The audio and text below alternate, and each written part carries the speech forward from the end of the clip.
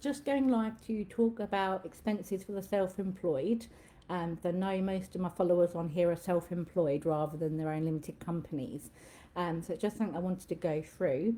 What I'm going to do is I do want to just quickly pop this on to our messenger stream. So if you just bear with me 2 seconds, I'm just going to click to get the link here, and I will be back with you. Hope you're all well. Here we go. So if I can just click on.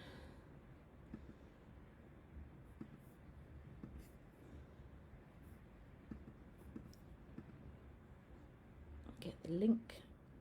There we go. And I can pop that into.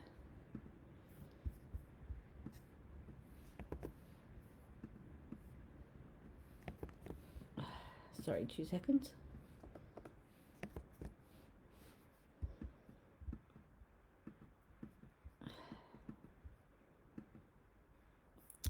Okay, it's not working. Sorry, I'm really getting rubbish at this. Hello, anyone watching? 2 seconds. I'm just going to. There we go. Got that done.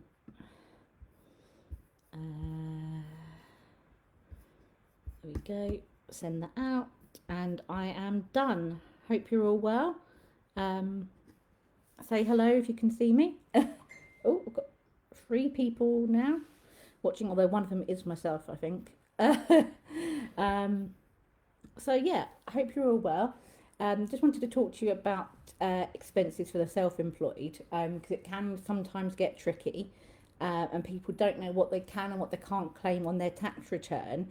If you've got any questions, leave them in the comments, and if they are on a replay, then I will try and answer them afterwards. But if you leave a question while you're here now live, I'll answer it on the call. Sorry, on the meeting here.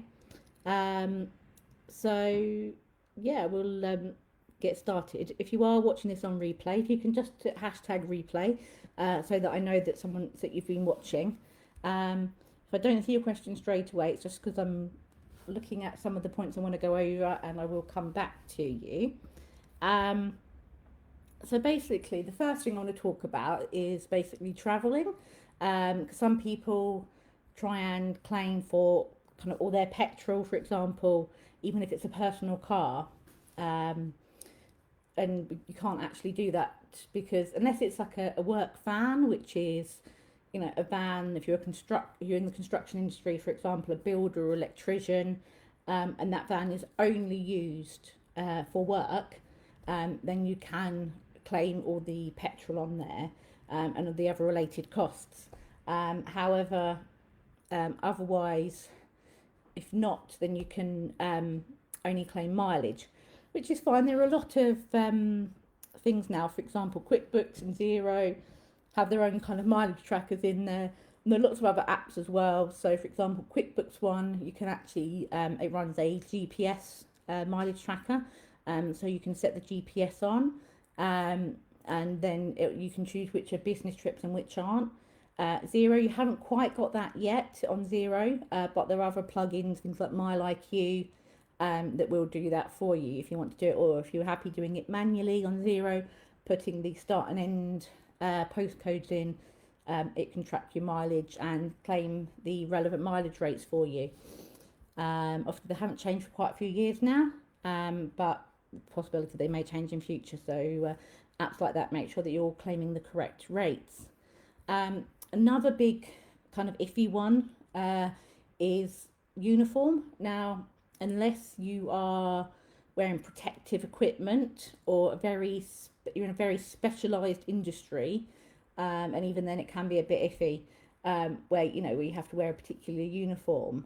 I'm thinking maybe self-employed carers, things like that should be all right, I think.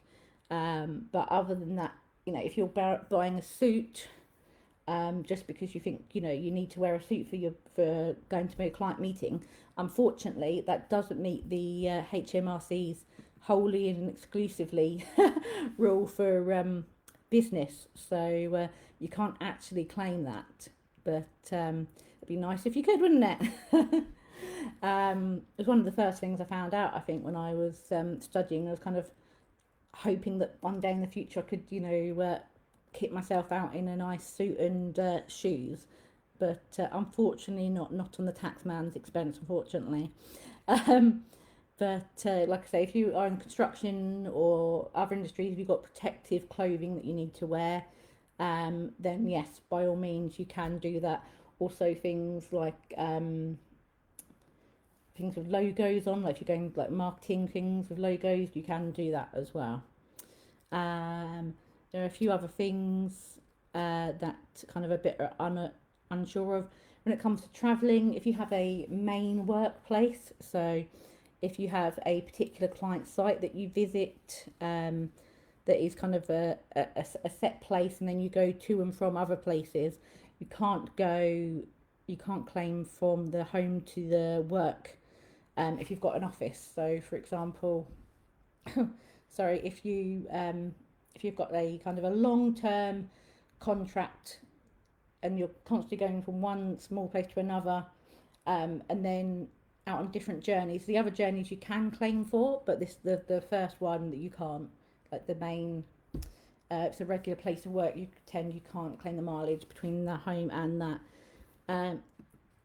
Also on there, you can't claim for entertaining, so buying food, drink, gifts, etc. for suppliers or customers.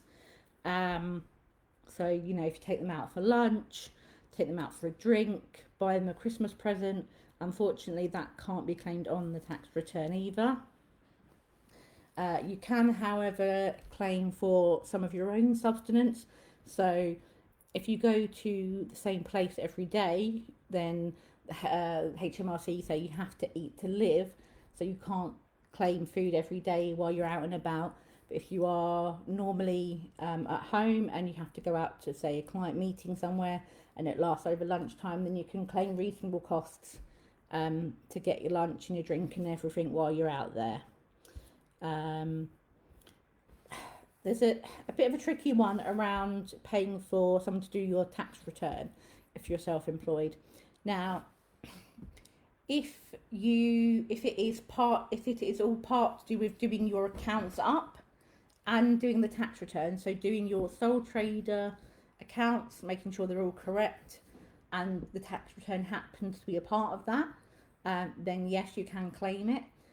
But if it's literally just filling in the tax return for you, then no, you can't claim that, unfortunately.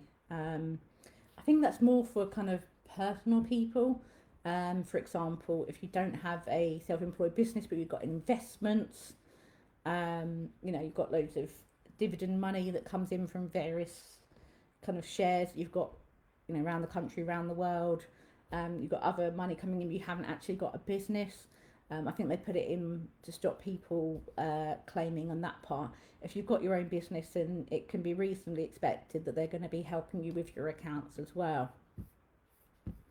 The last one is payments to charities and political parties. It gets kind of a bit tricky.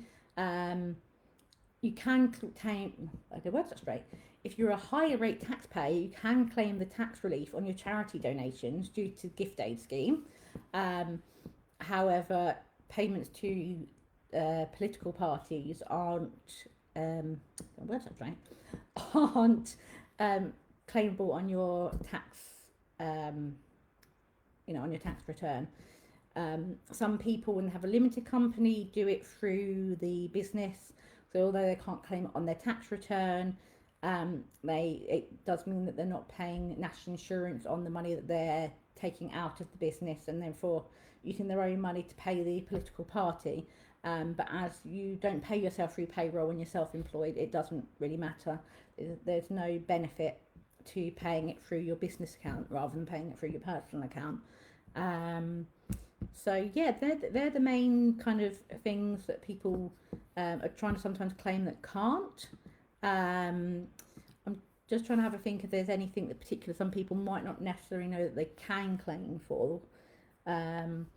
Things like work from home allowance, for example, that's a big one.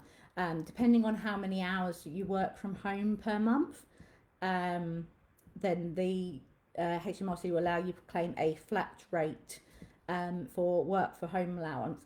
It used to be that you add up all your different bills, like your rent or your mortgage costs, your electric, your water bills, etc., etc., and then divide it by the amount of rooms in your house and the amount of hours that you worked. But I think it was getting a bit tricky for everyone, so they did just do a flat rate based on the amount of hours you work from home. I will try and get that link into this post after the Facebook Live is finished. Oh, sorry, get a bit of a dry throat. I've got a cup of tea here. Oh, I'm not for one for drinking wine or gin or whatever on these lives, but I will probably have a cup of tea with me or a glass of water normally. So I think that's the main thing. I think everyone else, I think most of the other stuff people probably know, what you can and can't use. The only other thing that is a small thing is if you use what's called cash basis accounting, which is basically money in versus money out, rather than sales made versus bills received, basically. You can only claim up to £500 a year for bank interest and charges. Now, I'm sure for most of you that's probably more than you actually get charged, but for slightly bigger self-employed people who are verging on the possibility of thinking about doing a limited company, then obviously that's something that you're probably going to want to be aware of. But that's it. I haven't got any questions, so I'm going to finish it there. If you are watching on replay, like I say, do a hashtag replay, ask any questions you've got, and I will try and get back to them for you. In a minute, I will also put that link on there in regards to the flat rates. So speak to you soon.